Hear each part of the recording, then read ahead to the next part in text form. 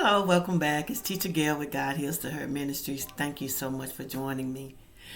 We're going to talk about, this is video 5, and we're going to talk about some things that I'm sure has affected millions and millions of people, and that's death. I remember years and years ago, my aunt, who had 16 children, had just experienced the loss of one of her sons. Now, mind you, her husband had died a few years back, and now her son has died. And she said to me, she said, I've lost a husband. She said, but the pain of losing my husband is not as great as what I'm feeling now. When she lost her son, she said to me, the worst thing that could ever happen to a mother is to lose her child. She said that pain is excruciating, and I can't explain it. She said, there's nothing like losing a child. And so as we delve into Genesis chapter 4, we see just that happens. In Genesis chapter 4, we talk about Adam and Eve. Now remember, go back and read for yourself, and I'm going to say that in every video because that's what I want you to do. And I want you to just listen to me. I want you to go back and just read. In Genesis chapter 4, the first family, Adam and Eve, we see now where they consummate their marriage. And what I mean by consummating their marriage, that meant they had sex. In those days, and even now, in order to consummate a marriage, to make it complete, the sexual act takes place. So Adam, and it's called knowing, to experience or to know someone. So K-N-E-W, in this particular situation, it relates to having a sexual or intimate moment with his wife. So Adam knew his wife, and they had a son. They called his name Cain. And then they had another son. But since they didn't talk about a second consummation or a second time having sex, it's more than likely that they were twins. So they had Cain, and then they had Abel, and it sounds as if it was like simultaneously because it doesn't state they had sex again. But at any rate, they have two sons, Cain and Abel. They raised their children. Now, mind you, they have been put out of the garden, and they have now they have children of their own, and God is taking care of them the whole time. And so they raised their two boys. They raised Cain to be a tiller of the ground because they needed careers. They needed to be able to take care of their families.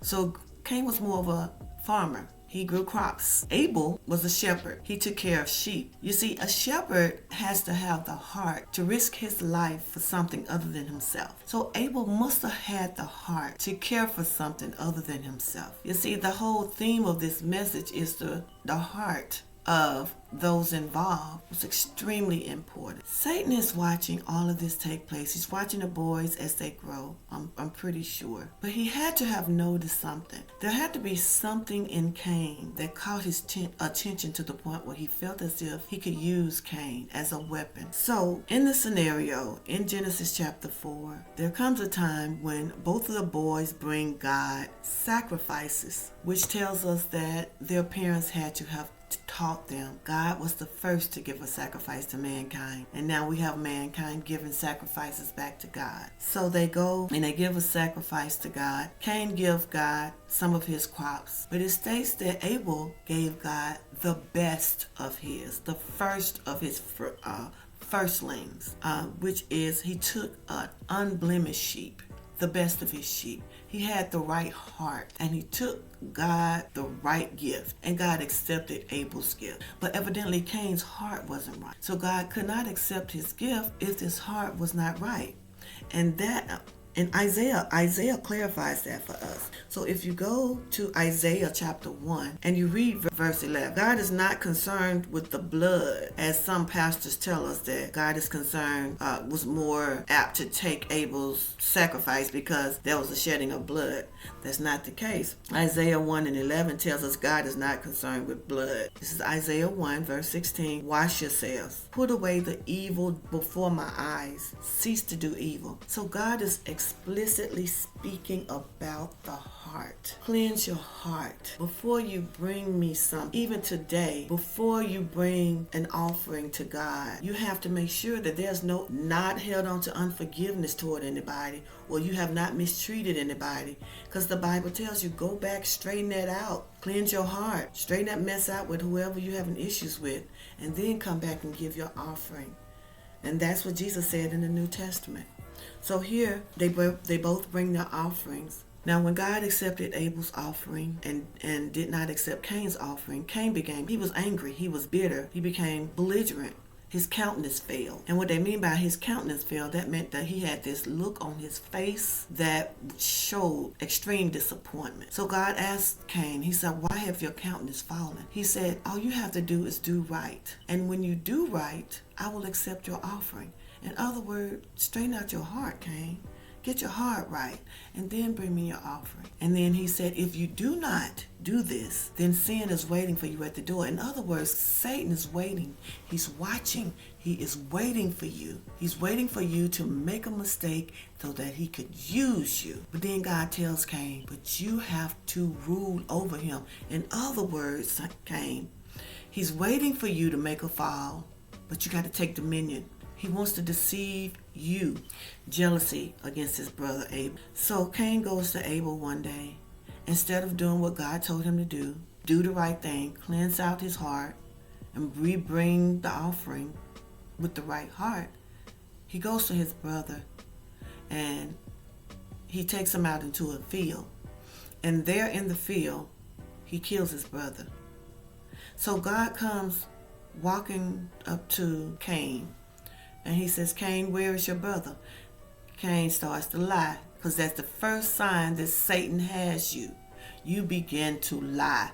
He's a liar and the father of lies, as Jesus has already said to us. So he starts to lie. He said, am I my brother's keeper? In other words, I don't know where he is. I don't keep up with him and watch everything that he does. Am I my brother's keeper? And then God, knowing where his brother was when he asked the question, because that was a rhetorical question. And God only asks rhetorical questions. And what that means is he already knows the answer to the question before he asked it. And so God says, your brother's blood is calling for me. He's crying out to me from the ground. That tells us a lot about the blood. The blood is the life source. The blood is the life source. So we hear from this that the blood can cry out. Not only can the blood cry out, but we will learn in the New Testament that the blood can cleanse man from sin. We also learn that in Leviticus, that the blood was used, the sacrifice of innocent animals was used to wash away sins. We saw God do it in Genesis chapter 3, where he sacrificed an animal to cover the sins in the bodies of mankind. And then we will see in Genesis chapter 4, where Abel used it, the sacrifice of an animal. And then later on we will see where the Jewish people used it to wash away their sins. And at this time, they were not called Jewish people, they were the Israelites. So the blood of Abel called to God. God goes to Cain and he says to Cain, your brother's blood is crying out to me. And now Cain knows that God knew what he did. So God tells him now, the ground is cursed. Now the ground was already cursed with the sin of Adam. But now the ground is even cursed even more with the sin of Cain, which means he's going to really pretty much have to change his career. And then Cain, he's told he had to leave. And now Cain is begging God. He said, this is too much for me to bear. It's not that he felt remorse because of the fact that he murdered his brother. He was just feeling sadness because he was being punished for the consequences of his sin. And he had to leave his family, his parents. And that's all he knew. So that is why he was saying to God, what if somebody finds me and kills me? Well, many people have asked the question, who is he talking about? If these are the first people, who is he talking about? And they said that when Cain left, he also went east of Eden to the land of Nod, and he took his wife with him. And they was like, well, who is his wife? Where did the wife come from? Well, as you notice, the Bible basically speaks of the fact that Adam and Eve had many children. But the focus here is on the seed that will be used to usher in the presence of our Lord Jesus Christ. So he had sons and other daughters. And the daughters were not even mentioned at all at this time. So more than likely it was one of the daughters that Cain took as a wife. And then God didn't curse Cain. He actually blessed Cain. He put a mark on Cain to protect him from any of the other children that Adam and Eve would later have that may want to avenge their older brother Abel. And the mark was a mark of protection. And God said that anybody who hurt Cain or killed Cain would be cursed 7 times, sevenfold. And so though Cain had committed murder, we have a merciful God who continued to protect him. So Cain goes off and he builds a city. This is how God continuously protects him. How do you go from being a farmer to building a city? It showed that God was still with him. God was keeping him. God was taking care of him. God was protecting him. And God gave him another career to replace the one that he lost. You see, people stop being worried about losing these jobs and not being able to survive. If you are serving God, if you know that your Father is never leaving you or forsaking you, he will give you something different, it may not even be a career. It may be a business, your own business, to take care of yourself. But know that God is with you. He will never leave you, nor will he ever forsake you. He was with this man who was a murderer, and he did not leave him, nor did he forsake him. And so Cain goes, and now we have Adam and Eve. Adam and Eve, the first family, the first parents, have experienced so much loss. They have experienced so much loss right now. Adam had, just like his son Cain, Adam got kicked out of his first beautiful home, the Eden. And now Cain is getting kicked out from amongst his family and sent away.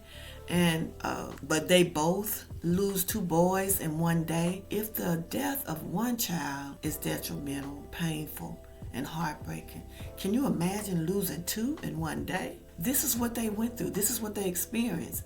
They experienced one through death, and the other, you might as well say, imprisonment or sent away because he was exiled. So they could never see him again. So they lost 2 children in one day. So here we have the first family who've already experienced foreclosure. They lost their home. They've experienced the death of their children. One was a murderer. The other one, though he was innocent, they had to probably bury. It was horrific, a horrible situation. And years later, the Bible tells us at the end of Genesis chapter 4 that they had another son by the name of Seth. But I'm sure they had many other boys in between this, but Seth is important. So this is why Seth is mentioned. Seth had sons, the days of Seth's son Enoch, that men turned back to God and began to worship God. What did that tell us? That told us that for a season, the first family not only lost their children, but they lost their faith in God. They actually turned away from God. What does that tell us today? We could go through horrific situation that causes us to lose our faith. But even though they lost their faith, God gave them another son to replace Abel, the good son. So God gave them another good son. Understand that the heartbreak and pain was caused by Satan, who used Cain to kill Abel, the good seed, or the one that seemed to have been a better seed than Cain, because Satan wanted to get rid of the seed of the woman because he knew that it would bruise his head. He knew that there would come a time when the woman would have a child that would destroy him, and he was taking every opportunity to get rid of these children, and that's what he did. But we serve a God that gave them another son. God is restorer. He gave them restoration. He gave them Seth. And it's through the line and the seed of Seth that Jesus would come. Know that regardless of what you've gone through, you have a Father in heaven that loves you and will never ever leave or forsake you, even when you leave him. Even when you lose your faith. Even when you give up on him, He won't do it the same thing for you, because he's a God that's a loving Father. And as we walk through this word and his stories, we will see that our Father is always there taking care of us, even when we're doing wrong. Thank you for joining me. Check out video 6. I'm Gail Craig Henry, Teacher Gail with God Heals the Hurt Ministries. I will see you at the next video, or in the next video. Have a blessed rest of your week.